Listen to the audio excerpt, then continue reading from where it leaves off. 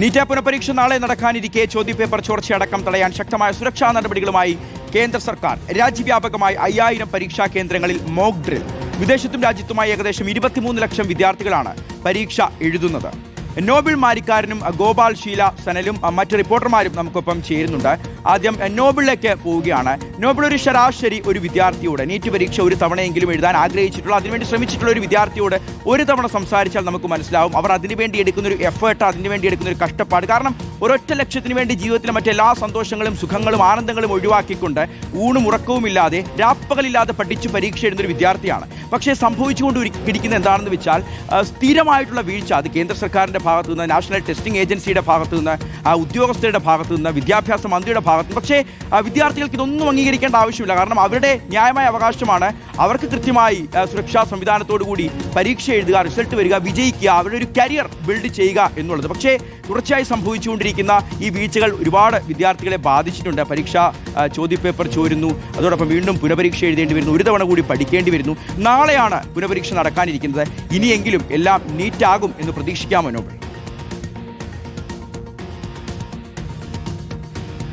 ഷിയാസ്, രാജ്യം ഇതുവരെ കണ്ടതിൽ വെച്ച് ഇല്ലാത്ത ക്രമീകരണങ്ങളാണ് നീറ്റ് പുനഃപരീക്ഷയ്ക്ക് വേണ്ടി കേന്ദ്ര സർക്കാർ ഒരുക്കിയിരിക്കുന്നത്. എല്ലാം സുതാര്യമാണ് എന്നും ഒരു തരത്തിലുള്ള പ്രശ്നങ്ങൾ ഉണ്ടാകില്ല എന്നുള്ള ആത്മവിശ്വാസം കേന്ദ്ര സർക്കാരും ഒപ്പം നാഷണൽ ടെസ്റ്റിംഗ് ഏജൻസിയും ഈ ഘട്ടത്തിൽ പ്രഖ്യാപിക്കുകയും ചെയ്യുന്നു. പ്രധാനപ്പെട്ട കാര്യം എന്ന് പറയുന്നത് എല്ലാ കേന്ദ്രങ്ങളിലും പഴുതടച്ച സുരക്ഷ ഏർപ്പെടുത്തിയിട്ടുണ്ട്. വിവിധയിടങ്ങളിൽ CSF, അതോടൊപ്പം CRPF അടക്കമുള്ള കേന്ദ്ര സേനകളെ വിന്യസിച്ചിട്ടുണ്ട്. ഒപ്പം 2,00,000 പോലീസ് ഉദ്യോഗസ്ഥരെ വിന്യസിച്ചിരിക്കുന്നു. ഒപ്പം CCTV ക്യാമറകൾ 1,50,000 സ്ഥാപിച്ചിരിക്കുന്നു.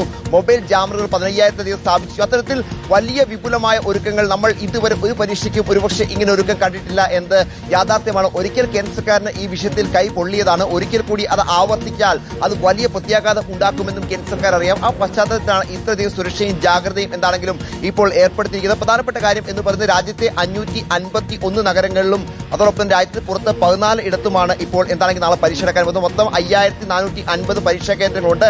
22,79,000 വിദ്യാർത്ഥികൾ പരീക്ഷ എഴുതുകയും ചെയ്യുന്നു. വിദ്യാർത്ഥികളെ സംബന്ധിച്ച് ഒരിക്കൽ കൂടി പരീക്ഷ എഴുതേണ്ടി വരുന്ന സാഹചര്യം അത് വളരെ പ്രതിസന്ധി ഉണ്ടാക്കുന്നുണ്ട്. കാരണം ഒരു പരീക്ഷയ്ക്ക് എത്രത്തോളം ഇവർ തയ്യാറെടുക്കുന്നു എന്ന് നമുക്ക് അറിയാവുന്നതാണ്. ആ പരീക്ഷ എഴുതി പിന്നീട് റദ്ദാക്കുന്ന സാഹചര്യം ഉണ്ടാകുന്നു. വീണ്ടും ഇവർ തയ്യാറെടുക്കേണ്ടി വന്നു. അങ്ങനെ വലിയ മാനസിക സംഘർഷം അടക്കം വിദ്യാർത്ഥികൾക്കുള്ള സമയമാണ്. വീണ്ടും പരീക്ഷാ കേന്ദ്രത്തിലേക്ക് പോകുമ്പോൾ വിദ്യാർത്ഥികളുടെ മാനസികാവസ്ഥ കൂടി കേന്ദ്ര സർക്കാർ മനസ്സിലാക്കേണ്ടതുണ്ട് എന്ന് രക്ഷകർത്താക്കളടക്കം ആവശ്യപ്പെടുന്ന സമയമാണ്. അതുകൊണ്ട് ഒരു തരത്തിലുള്ള പഴുത് ഉണ്ടാകരുത്. അതുകൊണ്ട് കൃത്യമായ ജാഗ്രത വേണം എന്ന കൃത്യമായ നിർദ്ദേശമുണ്ട്. ഇതിനോടൊപ്പം തന്നെ പരീക്ഷാ കേന്ദ്രങ്ങളും അതോടൊപ്പം തന്നെ ചോദ്യപേപ്പർ അടക്കമുള്ള കാര്യം സൂക്ഷിക്കുന്ന ഇടങ്ങളൊക്കെ വലിയ സുരക്ഷയിലാണ് ഉള്ളത് എന്ന് വേണം നമുക്ക് മനസ്സിലാക്കാൻ. ഒരു തരത്തിലും ഇനിയിപ്പോൾ ചോദ്യപേപ്പർ ചോരില്ല എന്ന് വ്യക്തമാവുന്നുണ്ട്. പ്രധാനമായും എല്ലാ സിറ്റികളും മൊത്തം 674 സിറ്റി കോർഡിനേറ്റർമാരെ തന്നെ വിന്യസിച്ചിട്ടൊപ്പം 6669 നിരീക്ഷകർ ഇതിനായി മേൽനോട്ടത്തിൽ വഹിക്കുന്നുണ്ട്. അതോടൊപ്പം തന്നെ പ്രധാനപ്പെട്ട കാര്യം എന്ന് പറയുന്നത് ഞാൻ നേരത്തെ സൂചിപ്പിച്ചതാണ്, 15,000 CCTV ക്യാമറകളോടൊപ്പം സമൂഹ മാധ്യമങ്ങളിൽ വലിയ നിരീക്ഷണം നടത്തുമെന്ന് നമ്മൾ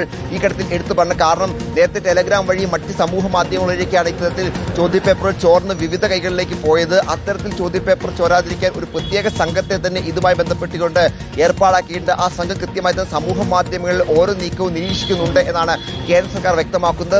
വിവിധങ്ങളായ ഭാഗങ്ങളിൽ സൂക്ഷിച്ചിരിക്കുന്ന അതോടൊപ്പം സ്ഥാപിച്ചിരിക്കുന്ന CCTV ക്യാമറകളും ദൃശ്യങ്ങളും അപ്പം നോക്കി പോകുന്നു എന്ന് ഉദ്യോഗസ്ഥർ വ്യക്തമാക്കുന്നു. എന്താണെങ്കിലും ഞാൻ നേരത്തെ സൂചിപ്പിച്ച പോലെ ഒരിക്കലും ഇല്ലാത്ത ക്രമീകരണങ്ങളാണ് ഒരു പരീക്ഷയ്ക്ക് വേണ്ടി ഒരുക്കിയിരിക്കുന്നത്. പ്രധാനമന്ത്രി ഓഫീസ് നേരിട്ട് കാര്യങ്ങൾ നിരീക്ഷിക്കുന്നുണ്ട്.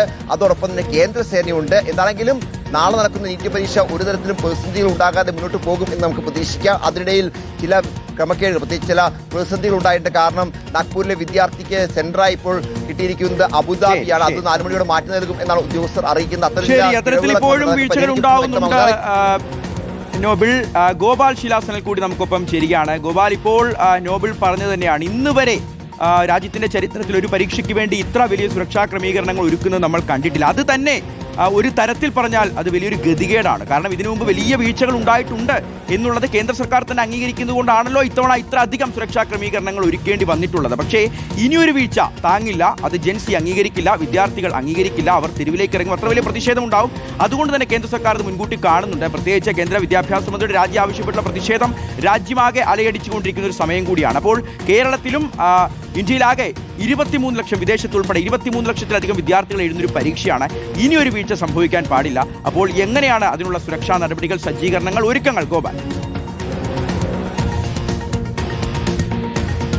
ഷിഹാസ് സൂചിപ്പിച്ചതുപോലെ തന്നെ സർവ്വസന്നാഹവും എടുത്താണ് ഇക്കുറി കേന്ദ്ര സർക്കാർ ഈ നീറ്റ് പരീക്ഷയ്ക്കുള്ള തയ്യാറെടുപ്പുകൾ നടത്തുന്നത്. നമുക്ക് അതിന്റെ ഓരോ നീക്കങ്ങൾ നിരീക്ഷിച്ചു കഴിഞ്ഞാൽ ആ സന്നാഹത്തിന്റെ വ്യാപ്തി എത്രത്തോളമാണ്, എത്ര റിസ്ക് എടുത്ത് എത്ര തയ്യാറെടുപ്പുകളോടും കൂടിയാണ് ഈ പരീക്ഷ നടത്താൻ ഈ സംവിധാനങ്ങൾ തയ്യാറാക്കുന്നത് എന്നത് നമുക്ക് മനസ്സിലാക്കാൻ സാധിക്കും. ഇപ്പോൾ കേരളത്തിലെ കാര്യങ്ങൾ തന്നെ പരിശോധിച്ചാൽ കേരളത്തിലെ വിവിധ ജില്ലകളിലായി തന്നെ സെന്ററുകൾ ഇതിനോടകം തന്നെ ക്രമീകരിച്ച് കഴിഞ്ഞിരിക്കുന്നു. നമ്മൾ ഏറ്റവും അവസാനമായി സെന്ററുകളുമായി ബന്ധപ്പെടുമ്പോൾ അവിടുത്തെ തയ്യാറെടുപ്പുകൾ ഏറെക്കുറെ ഇതിനോടകം തന്നെ പൂർത്തിയായി കഴിഞ്ഞിരിക്കുന്നു എന്നതാണ് അറിയാൻ സാധിക്കുന്നത്. തിരുവനന്തപുരം ജില്ലയിലെ വിവിധ സ്കൂളുകൾ നാളെ പരീക്ഷാ സെന്ററുകളായി നിശ്ചയിച്ചിട്ടുണ്ട്. തിരുവനന്തപുരം ജില്ലയിലേക്കുള്ള ചോദ്യ പേപ്പറുകൾ ഇന്ന് രാവിലെയോടുകൂടി നേവിയുടെ ഹെലികോപ്റ്റർ മാർഗമാണ് തിരുവനന്തപുരത്തേക്ക് എത്തിച്ചത്. നേവിയുടെ ഹെലികോപ്റ്ററിൽ അത് ആക്കുളം നേവൽ ബേസിൽ എത്തിക്കുകയും അവിടെ നിന്ന് കൃത്യമായ സുരക്ഷാ സംവിധാനങ്ങളോടുകൂടി റോഡ് മാർഗം അത് പാങ്ങോട് മിലിറ്ററി ക്യാമ്പിലേക്ക് മാറ്റുകയുമായിരുന്നു. അതാത് ജില്ലാ ഭരണകൂടങ്ങൾക്കാണ്